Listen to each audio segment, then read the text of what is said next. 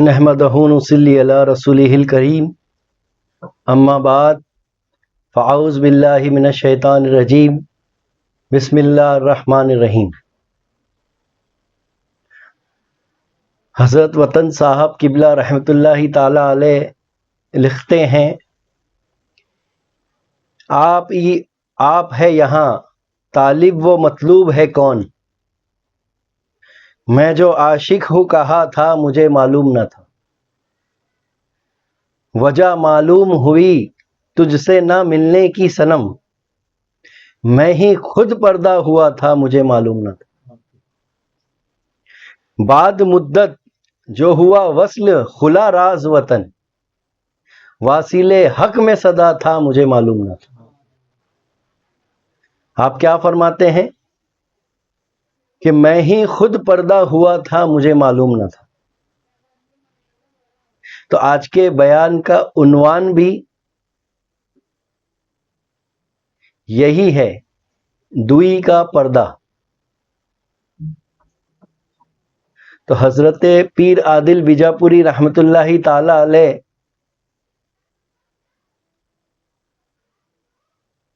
فرماتے ہیں کہ انسان کا خیال ہی انسان کا پل صراط ہے۔ انسان کا خیال ہی کیا ہے؟ اس کے لیے اس کا پل صراط ہے۔ اس کے معنی کیا ہے؟ یا تو انسان اس پل صراط سے گر جائے گا یا تو وہ اس پار ہو جائے گا۔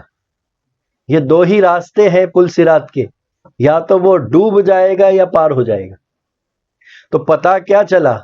انسان کا خیال ہی یا تو اس کو ڈبا دے گا یا انسان کا خیال ہی اس کو پار کرا دے گا۔ یعنی پیر عادل بیجاپوری رحمۃ اللہ تعالی علیہ کیا فرما رہے ہیں کہ انسان کا خیال ہی انسان کا پل صراط ہے۔ انسان کے لیے کیا ہے؟ اس کے لیے پل صراط ہے۔ میرے پیر کامل فرماتے ہیں کہ ہر لفظ دوئی سے پیدا ہوتا ہے۔ ہر لفظ کہاں سے پیدا ہو رہا ہے؟ دوئی سے پیدا ہو رہا ہے، اور دوئی عقل کی ایجاد ہے۔ دوئی کس کی ایجاد ہے؟ عقل کی ایجاد ہے۔ دوئی کس کی ایجاد ہے؟ دوئی عقل کی ایجاد ہے۔ اسی لیے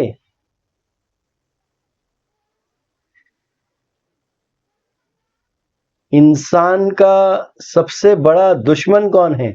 تو انسان خود ہے، اور اس کے لیے اس کا دوست کون ہے؟ تو وہ خود ہے۔ وہی انسان اگر سمجھ پا لے، کیا پا لے؟ سمجھ پا لے، تو وہی انسان خود کا دوست بن جائے گا۔ اور اگر وہ نادانی میں، گمراہی میں، اندھیروں میں بھٹکتا رہے تو وہی اس کا دشمن ہے، وہی اس کے درمیان اور رب کے درمیان پردہ ہے۔ ایسے تو کہتے ہیں کہ 70 پردے جو ہے پڑے ہوئے ہیں انسان اور اللہ کے درمیان۔ ایسے تو کئی پردے ہیں، لیکن پیر کیا کہتا ہے؟ آہستہ آہستہ مرید کے اندر سے وہ پردے ہٹاتے جاتا ہے۔ تو کچھ پردے اس کی سمجھ کے ہوتے ہیں، کچھ پردے جو ہے اس کی غفلت کے ہوتے ہیں۔ تو ایسے کئی پردے جو ہے حائل ہے ایک مرید پر، تو پیر کا کام ہوتا ہے کہ ان پردوں کو جو ہے اٹھاتے چلے جانا۔ تو وہ سب سے جو بڑا پردے کا نام ہے وہ ہے سمجھ کا پردہ۔ سب سے بڑا جو پردہ حائل ہوا ہے مرید پر، وہ کون سا پردہ ہے؟ وہ ہے سمجھ کا پردہ۔ اس لیے پیر اپنی تعلیمات میں غور و فکر کر کے دیکھے کہ سمجھ پر زور دیتا ہے۔ کس پر زور دیتا ہے؟ اور ایک ہوتی ہے سمجھ جو وہ اپنے ماں باپ سے لے کر پیدا ہوتا ہے، جو اس کو اللہ عطا کرتا ہے۔ ایک بندہ جب ماں کے شکم سے پیدا ہوتا ہے تو وہ سمجھ لے کر ہی پیدا ہوتا ہے۔ ایسا نہیں کہ اس کے اندر وہ سمجھ نہیں ہے، وہ سمجھ ہے، لیکن ابھی وہ سمجھ ناقص ہے۔ کیا ہے وہ؟ ابھی وہ جو سمجھ ہے، ابھی جو وہ عقل ہے، ابھی جو اس کے اندر فہم ہے، وہ ناقص ہے۔ اور پیر اس ناقص سمجھ کو جو ہے کامل بناتا ہے۔ اور وہ کامل کیسے بناتا ہے؟ تو وہ اپنی سمجھ دے کر اس کو کامل بناتا ہے، کیونکہ پیر کی سمجھ میں اس کے پیر کی سمجھ ہوتی ہے جو کامل ہوتی ہے، تو وہی سمجھ جو ہے اس کو ناقص سے کامل بنا دیتی ہے۔ پھر جو ہے ایک غفلت کا پردہ ہے، تو میں کہتا ہوں کہ انسان کو کوئی جو ہے نقصان نہیں پہنچا سکتا۔ لوگ جو ہے آج قبرستان میں جانے سے ڈرتے ہیں، کہ بولے ایک ڈر ہے، کہ بولے ایک طرح کا خوف ہے اندر۔ رات کے اندر خاص طور سے کسی اگر انسان کو کہہ دیا جائے کہ ایک رات تجھے یہاں گزارنا ہے تو وہ منع کر دے گا، اس کے اندر ایک الگ طریقے کا ڈر ہے۔ لیکن میں کہتا ہوں کہ جتنا سیف وہ قبرستان میں ہوگا وہ بستی میں نہیں ہوگا۔ بستی میں چورو ڈاکو آ سکتے ہیں، لٹیرے آ سکتے ہیں، کوئی زندہ انسان اس کو نقصان پہنچا سکتا ہے، لیکن مردہ کوئی نقصان نہیں پہنچا سکتا۔ مردہ کسی دوسرے انسان کو نقصان نہیں پہنچا سکتا۔ اسی طریقے سے اس راہ طریقت کے اندر جو پردہ پڑا ہوا ہے تو وہ اس کی سمجھ کا پردہ ہے، وہ خود پردہ بنا ہوا ہے۔ اس مقام پہ کیا لکھتے ہیں میرے پیر کامل؟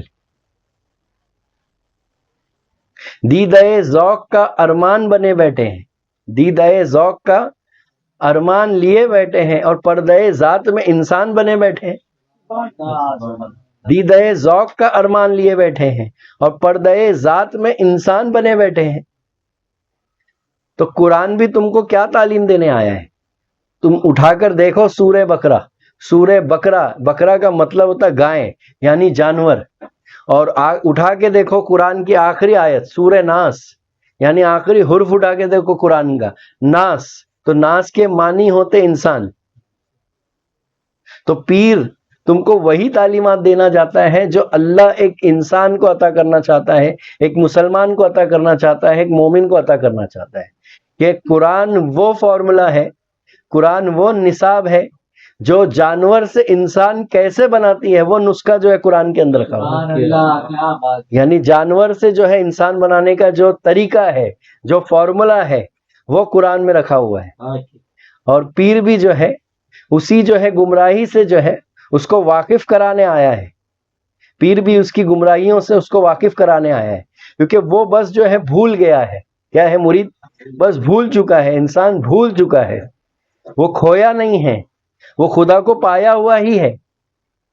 اللہ اور اس کے بیچ میں جو پردہ ہے، جس کو پردہ غفلت بھی کہتے ہیں، جس کو دوئی کا پردہ بھی کہتے ہیں، اور اللہ کی نظر میں دوئی کیا ہے؟ تو دوئی کیا ہے؟ تو عین شرک ہے۔ دوئی کیا ہے؟ عین شرک ہے، اور دوئی بڑا گناہ ہے، گناہ کبیرہ میں آتا ہے، کیونکہ اللہ تعالیٰ خود فرماتا ہے کہ میں شرک اور کفر کو معاف نہیں کروں گا، باقی گناہوں کو میں معاف کر دوں گا، لیکن شرک اور کفر کو جو ہے میں جیسے گناہوں کو میں معاف نہیں کروں گا۔ تو اللہ رب العزت جو فرما رہا ہے، تو دوئی کو سمجھنا ہمارے لیے جو ہے عین فرض ہو گیا کہ اصل دوئی کا مطلب کیا ہے۔ تو میں کیا کہتا ہوں کہ ہر لفظ دوئی سے پیدا ہوتا ہے، اور دوئی عقل کی ایجاد ہے۔ تو یہاں پر جو عقل اللہ نے تم کو عطا کیا وہ ناقص ہے، اور پیر جو تم کو عقل عطا کر رہا ہے وہ کامل ہے۔ کیا ہے؟ کیونکہ اس عقل میں جو ہے، جو عقل اللہ نے دیا تھا، اس عقل میں دخل ہے۔ کیا ہے؟ اس عقل کے اندر دخل ہے، اس لیے وہ ناقص ہے، ورنہ ہر پیدا ہونے والا بچہ معصوم ہوتا ہے۔ کیا ہوتا ہے؟ معصوم ہوتا ہے۔ معصوم ہوتا ہے اس لیے اس کے اوپر شریعت لاگو نہیں ہے، اس لیے اس کے اوپر کوئی نماز نہیں، اس لیے اس کے اوپر کوئی روزہ نہیں، اس لیے اس کے اوپر اب تک کوئی زکوٰۃ فرض نہیں ہے۔ کیا نہیں ہے؟ کوئی نماز واجب نہیں، کوئی نماز فرض نہیں، کوئی نفل نہیں، کوئی سنت نہیں، کچھ نہیں۔ کس پر؟ بچوں پر۔ کیوں نہیں ہے؟ کیونکہ وہ معصوم ہے۔ کیا ہے؟ ارے تم غور تو کرو، کیوں نہیں ہے؟ بچہ نماز کیوں نہیں پڑھے؟ بچے پر نماز 12 یا 13 سال کی عمر میں جو ہے، ہمارے مفتیان کرام بتاتے ہیں، ہمارا دین بتاتا ہے کہ 12 یا 13 سال کی عمر میں اس کے اوپر روزہ اور نماز فرض کر دیا جاتا ہے۔ اس سے پہلے اگر وہ روزہ اور نماز چھوڑتا ہے تو اللہ کی نظر، اللہ کے نزدیک اس کی پکڑ نہیں ہے۔ کیا نہیں ہے؟ تو غور کرو نا، کیوں نہیں ہے اس کی پکڑ؟ کیونکہ ابھی وہ معصوم ہے۔ کیا ہے؟ وہ معصوم ہے، ابھی اس کی سمجھ اللہ کی سمجھ ہے، ابھی اس کی سمجھ اللہ کی سمجھ ہے، ابھی اس کا تار کس سے جڑا ہوا ہے؟ تو اللہ سے جڑا ہوا ہے۔ اب یہ جو دوئی کا پردہ اس کے اندر جو پیدا ہو رہا ہے تو ماشاء اللہ سبحان اللہ، ایک تو وہ اس کے ماں باپ ہے جو اس کے اندر دوئی کا بیج بوتے ہیں. کیا بوتے ہیں؟ یہ دوئی کا بیج بونا پڑتا ہے. دوئی میں آنے کے لیے محنت کرنا پڑتا ہے. کیا کرنا پڑتا ہے؟ ارے دوئی میں آنے کے لیے محنت کرنا پڑتا ہے. گمراہی میں آنے کے لیے بہت محنت کرنا پڑتا ہے، اور حق کو پانے کے لیے کچھ نہیں کرنا پڑتا ہے.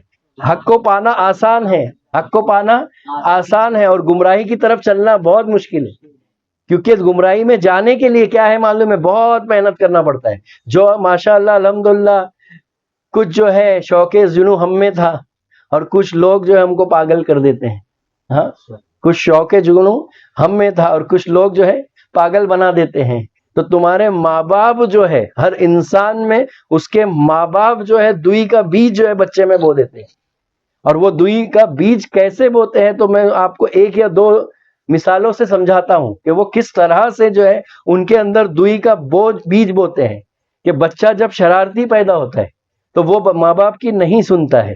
کیا نہیں کرتا ہے؟ شرارتی بچہ ماں باپ کی نہیں سنتا، ان کا فرما بردار نہیں ہوتا ہے. تو ماں باپ جو ہے مجبوری کے تحت کیا کرتے ہیں؟ اس کو ڈراتے ہیں، اس کو دھمکاتے ہیں، اس کو لالچ دیتے ہیں. کیا دیتے ہیں؟